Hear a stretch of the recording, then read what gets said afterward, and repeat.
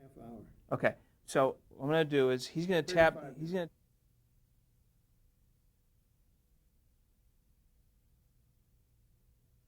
So, what I'm going to talk about. Well, you were just talking about a movie, television movie with Ryan O'Neal, Katharine Hepburn. Right. What was the name of that movie? The man. Okay, they left for Canada, and we were going to do The Man Upstairs. We did it, shot it up there. I actually went up to the location and then took a 3-day holiday and went salmon fishing, and had the time of my life while they were shooting the first few days. Flew back to California in time to get the dailies and give them a report and send them a tape. Now everything is on videotape for copies. But you were still cutting film, correct? Still cutting film. This was the last big one on film.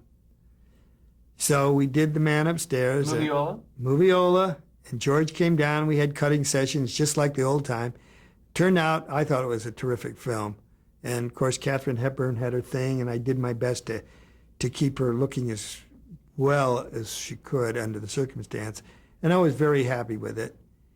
And then... That was in 1993 is what I have. No, it wasn't. No? Well, maybe it was. But in 1990, I went back.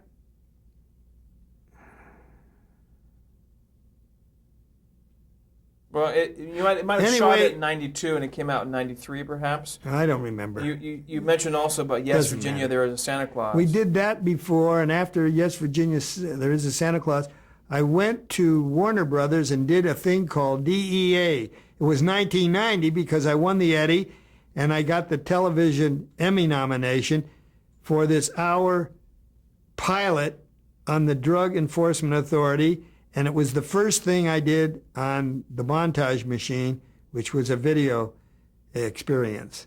And ironically, it was my first time out, and I won a nomination for both shows and the award for the ACE, American Cinema Editors Eddie. So it says 1990, so I know that year. And I got it in 91. Ironic. That is ironic. I did Yes, Virginia, and then I did the Katharine Hepburn, and I figured it was time to hang it up. And that was my last official job. I had a couple other little things, but I don't care to discuss them. Well, there is something that you're working on now. Tell me about that. Well, right now, I was contacted by a bright young fellow who's 30 years old who has a thing called Concord Productions, and he is making the Desilu story, which is the history of the building of an empire and the two people who did it and their love story. And it's a real document. Marshall Flom, who has made some fabulous documentaries, is writing and directing it.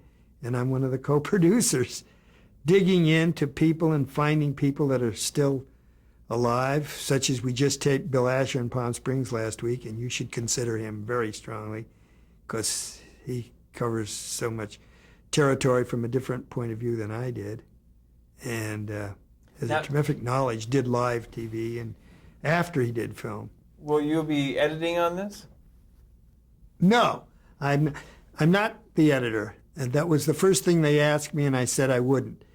Would I bring in a couple of the people from the past? One of the apprentices, when the B.O. Philip Morris advertising agency folded its offices in Hollywood in the mid-50s, there was a young assistant there in the office who really delivered the commercials and was kind of a gopher. And I got a call from a chap named Ed Feldman, who ran the agency for B.O. out here, said, could I work this young fellow into my organization? And it was just the time when my job was getting big, and Argyle Nelson said, Danny, you just need an office assistant and a secretary. You find the secretary and the office assistant, and I'll hire them for you. I found them, and at that, I found a nice little redheaded gal as the secretary, and this chap, Eddie Feldman, was telling me about his assistant, didn't want to go back to New York, and would I take him on it as an office assistant. The man's name was Michael Cahn. He is now the top editor in Hollywood and Spielberg's right-hand man. So that's the way it goes, and he didn't even want to become an apprentice. As the company grew, I said, Michael, I know you'd like to be a producer, but go upstairs and learn how to be an editor. Later, after he left Desilu with another chap that I found in a bank named Jerry London, they were doing Hogan's Heroes. Michael was Jerry's assistant, all part of the Desilu gang, but now we'd gone to all the four winds. Michael got his first chance to cut Hogan's Heroes, and in time, Verna Fields, who had done Jaws, took a liking to him and recommended him to Spielberg, and the rest is history. Of course, his last name is differently It's not related to me, and it's spelled K-A-H-N, and mine's C-A-H-N. So much for that, and along the way, I helped many, many young people. Too many names to mention. Well, some of them are big successes. But what kind of advice do you give young editors starting out today? Learn how to write. Stay out of the cutting room. Be a writer. That's where it's all at. You can become a director much easier. You can become a director from editing, but it's not that easy.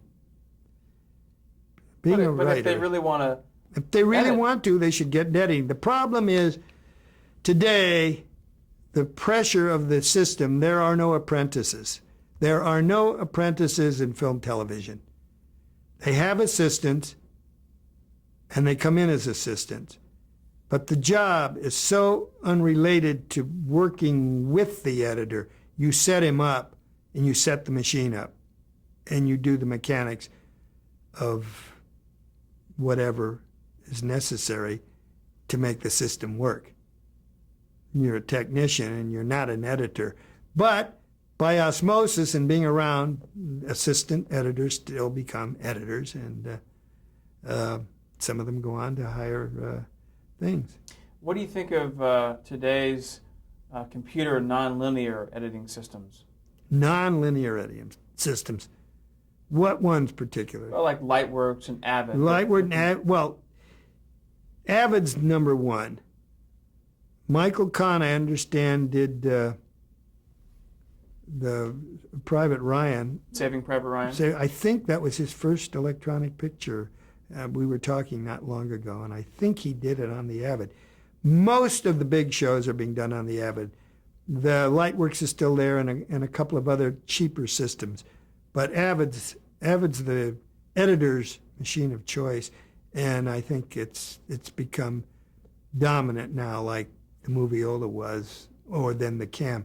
I never really cared to edit on the Cam. I used to use it as a tool to look at things and high speed and so forth, but I like to cut I had the rhythm to cut on Moviola. It's hard to change. But I managed to do it. I got an Emmy nomination and an Eddie, so I'm not knocking electronics, and it's here forever. The trouble is an editor is now more a pair of hands, because the director can sit in on him, and it goes so fast. And you can say, make this version, make that version, and you press buttons, and it's done. I was going to ask you how something. It's not so good for the editor. Right. They'll have to. I'm telling you that now as an observer, but I know how hard the guys work now. They work harder than they worked on Moviola. It's a different kind of work, but there's more tension in it. Is there something about the solitude of yesterday's editing? Absolutely. Sitting in a room by yourself? Absolutely. The concentration today is different. It's so much more intense. It's so much exhausting in a different way. There was more physical exhaustion with the Moviola, because you were turning, you were doing this, you were thinking, you were handling the film. And even Spielberg there said that there's something about handling the film. It was part of the system, but it's gone. And it won't come back. The feel of the film, the smell of the film. The feel, the smell of the film, the solitude. It was a fabulous way. I loved it. But that's about it. What do you consider your favorite shows that you cut, or favorite part of your life or your career? Well, the times I went to bat directing is when the adrenaline flowed. the best because you had to be quick on your feet. And it's different than editing is a process of plotting and thinking much more slower. As a director, you got to be 5 minutes ahead of yourself all the time, and everyone's looking to you. It's a challenge, but it's a great one. It's an ego trip too. Was there a constant frustration? There's no ego trip in editing. Is a frustration because you're being sublimated, if not by the director, by the producer. But editing, it's a wonderful part of the business. Was there a constant frustration not getting to the point of you directing entirely rather than editing? Yeah, but I got over that a long time ago. I mean, there was for a time, but... Do you think there are natural editors? There's a natural instinct that some editors have? There are men that are in their 60s or are still assistant editors. They couldn't proverbially cut their way out of a paper bag with scissors in hand. They just don't know how to coordinate their mind and their hands and their imagination. Editing you must have imagination to be an editor. You must. Why? Because you've got to think about literally taking the raw material that takes and making a fluid story out of it. It takes thought and imagination, as well as the basic technical, mechanical knowledge. Should editing be obvious? No. Shouldn't be aware of editing. If you're aware of editing, something's wrong. You're usually not, because certainly with big television shows and big features, they're not going to hire any. People get fired when they get in over their heads. It's many times an editor is sometimes removed for a personality clash with the director on a big feature or a big TV project. The standard hour stuff, you'd usually get 2 or 3 guys in a harness, and unfortunately, they never get out of it. On the other hand, Michael Cahn started out on Hogan's Heroes, and he's the top dog in Hollywood, bigger than anybody ever dreamed as a film editor, even in the days of big Academy Award-winning editors of the 40s and 30s, 50s. And there are 10 or 12 guys right behind him. Maybe there's 20 top editors who are always booked and have agents, and you couldn't hire them for 2 years if you wanted to. And then there's always guys looking for a job, and not necessarily bad guys, talented guys. It's a rat race. You have to be tough to be in the picture business. You have to know how to take rejection. Thick skin? You got to. If you're thin-skinned, you sure don't belong in the picture business. For sure not in editing, because you're walking a tightrope between big egos. You have, in television, network honchos that you have to kind of be obsequious to. You've got a producer that may not see it as the director. You've got to be the go-between between them. That happens often on features, too. Because as the time went on and the 70s gave way to the 80s, the director became the kingpin. And you have auteurs like Oliver Stone, who just tell you, do this, do this, do this. Now, I know that Spielberg now trusts Michael because Michael thinks the way Spielberg does, and that's the kind of relationship that's invaluable.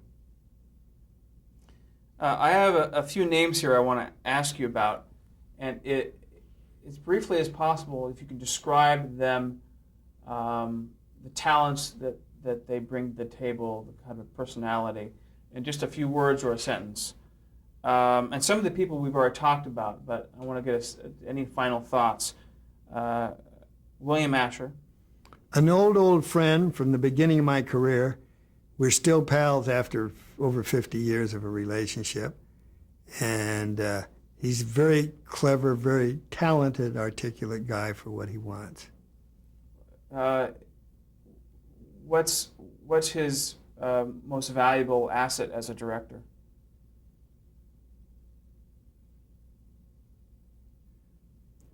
His relationship with his actors.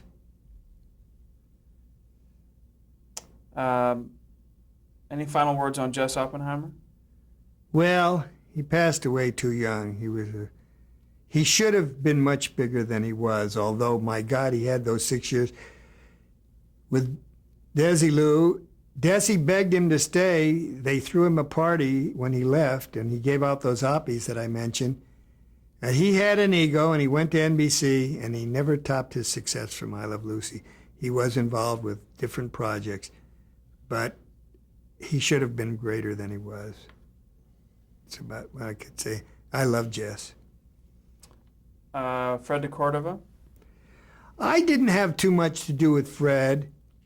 His big success was with Johnny Carson, but he had been a producer and director on feature films as well as TV, and a charming man, a really charming man. That's about all I could say about Fred. Richard Crenna? Oh, Richard's a sweetheart. He's still acting, still performing. He got away with being a teenager till he was 25, 28 years old. And now he plays, great character parts. Rick Rosner? Let's just move on to the next fellow. Okay. Rick Rosner came in with one of the projects that Andy Fenady did, and he was a wild man. I went back with him a second time. If Andy hadn't come aboard, we did a forerunner to what he did, which was Chips. Rosner did Chips. I didn't have anything to do with him or that. He went on to do another one called 240 Robert. Another one of my assistants had become a director named Paul. I can't think of Paul's last name. It doesn't matter. Wencus? No, Winkos was just great. Paul Krasny had been an assistant editor for me and rose through Aaron Spelling. He became a successful director after working with this same fellow Lee Katz, and I think they did Storefront Lawyers for Spelling. Spelling made him a director, I believe. That was Bob Lewis, another assistant. Krasny followed me into the spotlight at Desilu with Lucy Alone and Herb Solo when they did things I think he did Mission Impossible or Mannix, I can't remember. But Paul was the editor after being an assistant with me, and then he became a head man, and then somewhere along the line, the creator of one of those shows made him a director. That was it, at Desilu. And he wound up directing this 240 Robert movie, where I wound up with 3 editors and myself to get the thing together, because Rosner was a wild man. And if it hadn't been for Andy, we did this earlier sheriff's picture at Warner Brothers, was one of them, I can't think. Sky Heist, a movie of the week called Sky Heist. It was to be a series, it didn't go. It was also about the sheriff's department. Rosner pulled one off later on, though, with Chips. But forget Rosner. Enough about Rosner. Any final thoughts on Lucille Ball? Well, I missed her. Lucy and I had a nice relationship. She was, except for the one little nagging period before little Desi was born when she was unhappy with the way the editing was turning out, I never had a crossword with her from the time she said, "Good cutting job, Danny," on that first picture, until the last time I saw her, which was in a restaurant after Desi's death. And we all went to Desi's funeral. It was a sad time. Very few people from Hollywood showed up. Bob Carroll, Madeline Davis, Bill Asher, Danny Thomas, myself. We were very few, maybe 8 or 10 people from Hollywood. That all those people that Desi had personally. See, he had a wonderful thing, and it was reflected down. He moved people up, and took chances on people. So that reflected down. I moved people up, brought Michael Kahn in, made him go up and be an apprentice. And when he got the Academy Award for Private Ryan, the week before the Academy Awards, we have the ACE Awards. And Michael got up and thanked the board of directors for the Eddie, and he said, I want Danny Cahn to know how much I appreciate him putting me in the cutting room. So that was a kind of a nice thing. That was, what, a year ago? Was it 2 years ago? It was last year. Last year. What do you think Lucille Ball's legacy will be? Well, it's already crossed 3 generations since we made them. So you think your generation will have kids, and they'll still be watching Lucy after the millennium. So the show itself and her. Yeah, it will go on. It'll go on indefinitely. I don't know when they'll get tired of it. What about Desi Arnaz? What do you think his legacy will be? I don't know. We're working on that right now. And we're trying to bring that out in this documentary. Desi built the empire. Lucy was Lucille Ball. Off screen and on screen, she was Lucy Ricardo, and someone different. Daniel Cahn. My son chose to follow in his father and his grandfather's footsteps. Why, I don't know. It certainly wasn't my wife's idea, and it really wasn't mine. I had a wonderful music editor. A year or so after Quinn Martin, we were doing music on so many shows. Eddie wound up as the supervising music editor and had 3 or 4 guys under him. Took a liking to my son, and he had, after the Desilu days, his own service called the Eddie Norton Music Company. And Ted Rich, who was running MTM, used to subcontract him to do the music cutting. And one day, Danny said, I'm going to work for your friend Eddie Norton as an apprentice. And he did. And his next step was in the music department at Universal as an apprentice music editor. And he always has, and he still has a great ear for music. Now, on the electronic editing machines, the guys put in music and everything. He scores his rough cut. See, they put in sound effects and music now to run it for the producer. So Danny has a good background in music cutting too. And he loves editing. And guess what? What he'd really like to be doing, directing. So much for my son. I have one last name here, and just under a minute here. Judy Cahn. Well, Judy's the one that stood by when I'd call at 8 or 9 o'clock at night, and she says, the dinner's going to burn. And I said, well, I'll be there soon. And I usually turned up about 10. But she was very patient and understanding, because there's something that gets to you, and the famous line is, I'm just going to make one more cut.